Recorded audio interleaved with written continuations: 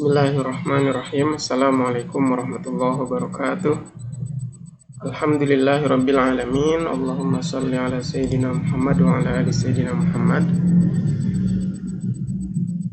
Di sini akan saya sedikit jelaskan tentang penghitungan zakat.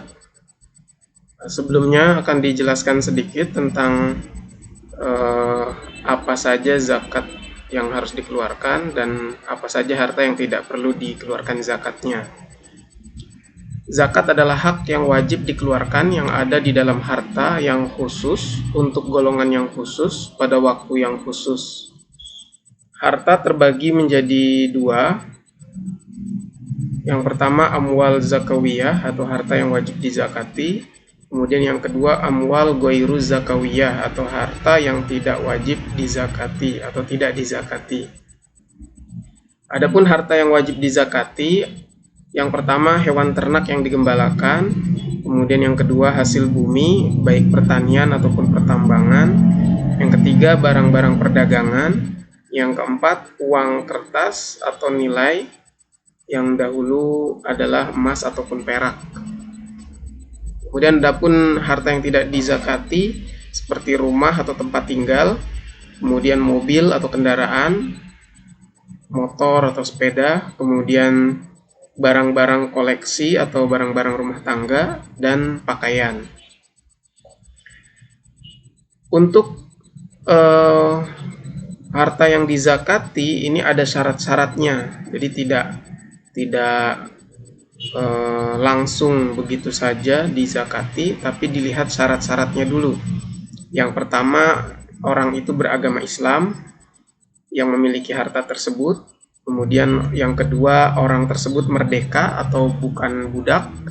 Yang ketiga, harta tersebut mencapai nisab yang sempurna atau mencapai batasan minimal jumlah harta yang kalau sudah mencapai nisab tersebut harus dikeluarkan zakatnya.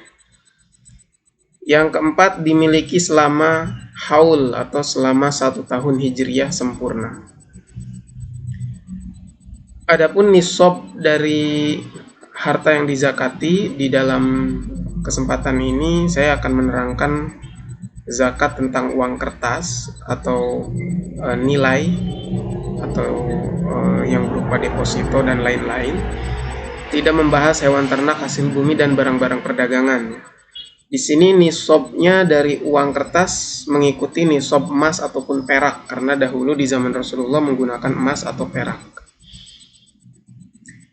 Ada dua emas, yaitu sebesar 20 miskol atau 20 dinar. Ini yang setara dengan 85 gram emas murni, atau perak 200 dirham yang senilai dengan 595 gram perak murni. Dahulu di zaman Rasulullah keduanya ini bernilai sama. 1 dinar itu setara dengan 10 perak, maka 20 dinar itu setara dengan 200 dirham. Tapi di zaman ini yang masih tetap stabil adalah emas. Jadi menurut pendapat yang terkuat adalah nisab yang digunakan adalah nisab emas. Jadi 20 dinar atau 85 gram emas. Nanti tinggal dikalikan berapa 1 gram emas murninya dikali 85. Untuk memudahkan nanti kita anggap saja 1 gramnya 1 juta. Ini sebagai contoh saja, berarti 85 gram ini adalah 85 juta. Adapun perak ini kurang kuat karena nilainya saat ini sudah turun, tidak seperti emas yang stabil.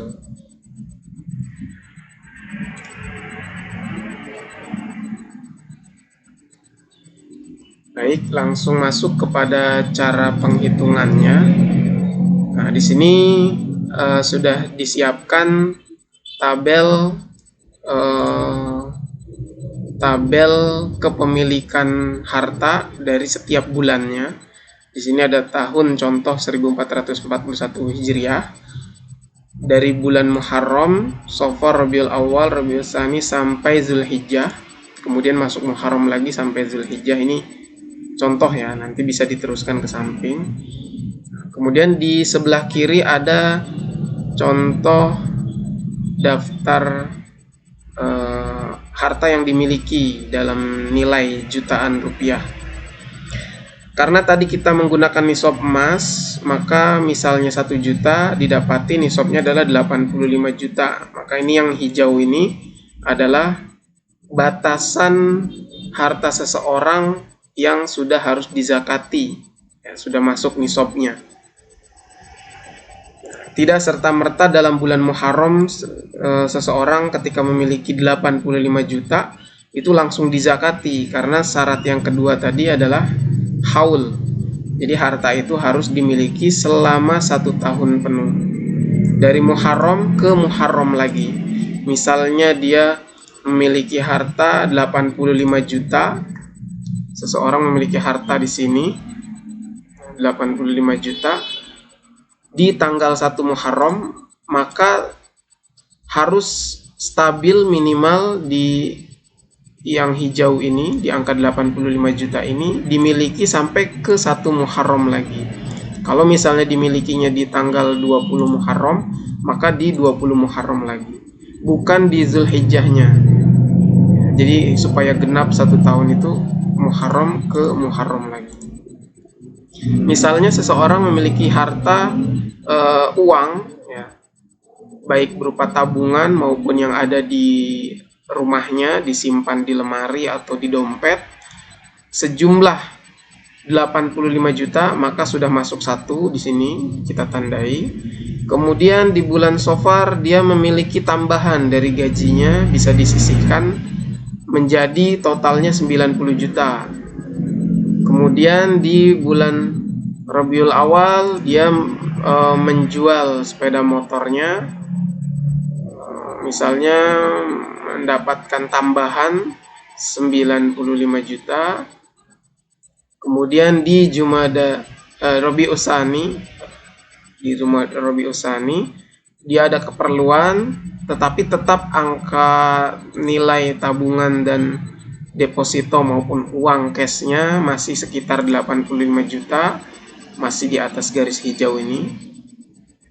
Kemudian di Jumadal Ula, ternyata anggota keluarganya, baik anaknya ataupun istrinya ataupun dirinya sendiri, ini menderita sakit yang mengharuskan mengeluarkan biaya, sehingga tabungannya terpakai dan berkurang hingga sisanya itu di angka 70 juta.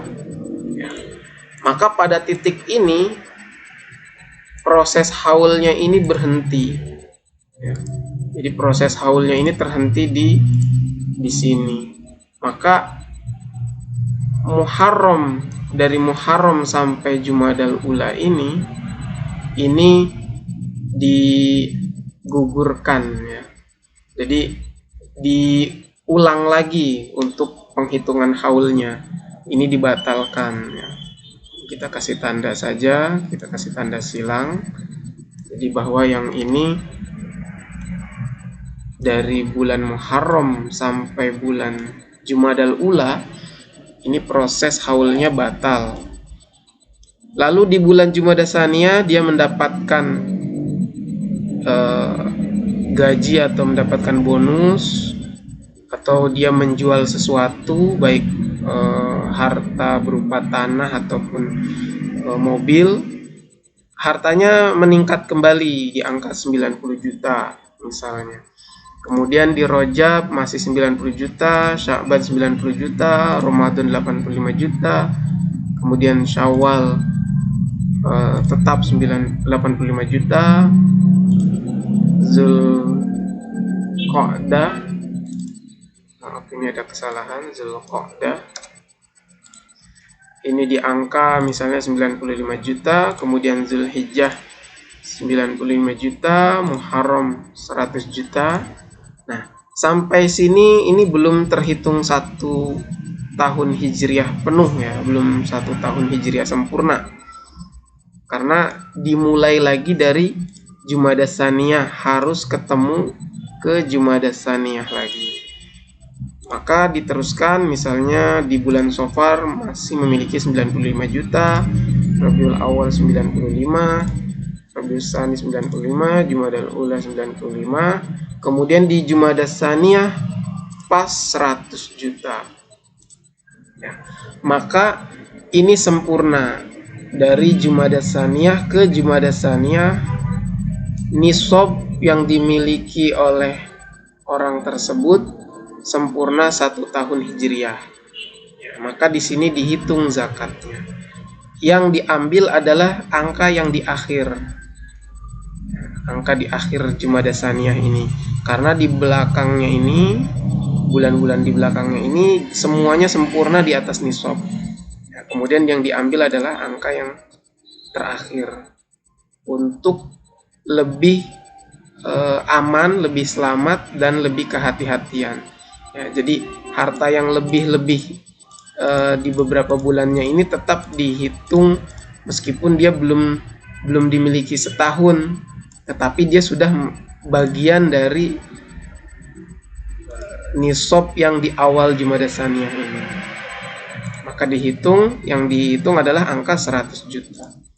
Maka di sini kita contohkan 100 juta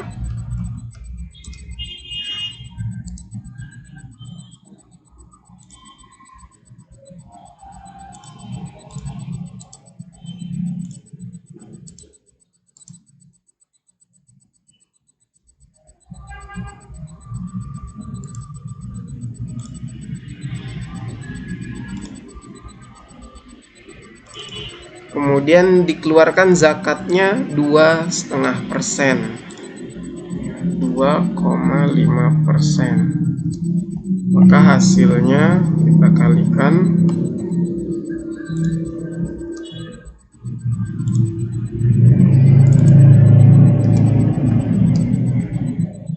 sebesar 2.500.000 rupiah. Ya. Jadi orang tersebut mengeluarkan zakat di bulan Jumadas Tsaniyah sebesar 2.500.000 rupiah dari 100 juta yang dimilikinya. Ya. Jadi seperti itu penghitungannya. Jadi begitu cara menghitung haul dari satu zakat. Ya. Ini saja yang dapat saya sampaikan. Kurang lebihnya mohon maaf. Assalamualaikum warahmatullahi wabarakatuh.